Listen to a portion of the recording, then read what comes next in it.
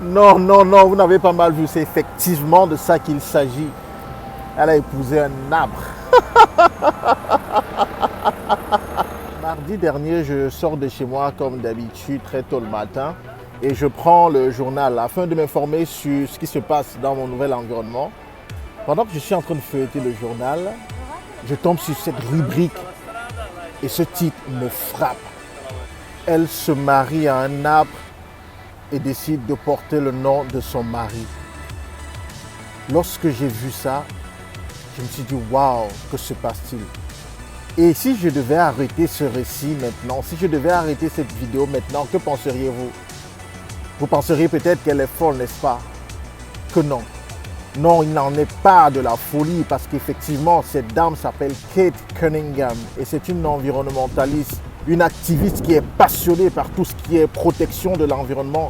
C'est une dame qui est soucieuse de notre planète et qui dit que la coupe d'arbres est un véritable fléau pour notre planète.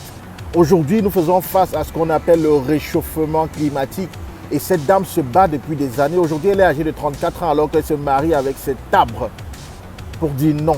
Oh, si seulement Kate pouvait venir voir ce qui se passe en Afrique, si seulement elle pouvait venir voir comment nos arbres sont abattus chaque fois et exportés, si Kate pouvait venir voir comment nos forêts sont détruites, elle comprendrait qu'elle a eu triplement raison de se marier avec cette. Dans le cadre de son activisme, Kate a décidé de frapper un grand coup. Elle a décidé de démontrer sa passion.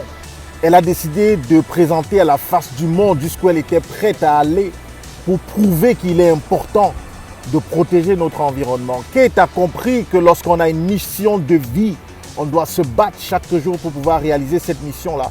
Pourquoi? Parce que tant que nous ne mettons pas les actions nécessaires pour accomplir notre mission de vie, jamais cela ne pourra être accompli.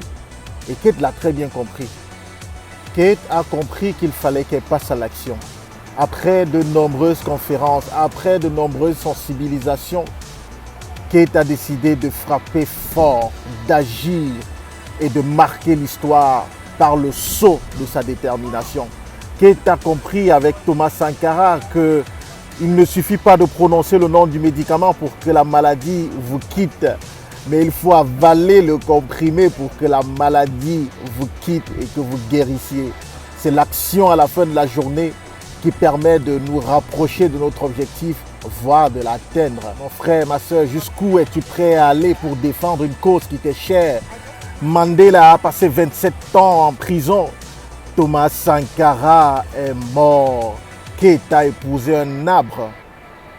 Et moi, qu'ai-je fait en matière de prise de parole en public? Qu'est-ce que j'ai fait concernant l'oratoire? Je suis en chemin. Je ne te connais peut-être pas, c'est vrai, mais je sais une chose à propos de toi. Tu es né pour être une source d'inspiration. Si tu crois que Be tu inspiration. Si tu crois que tout est terminé, écoute ça.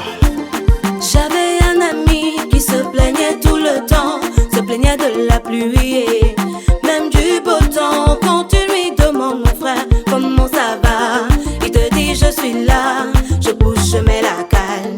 Le pays est comme ça, on va faire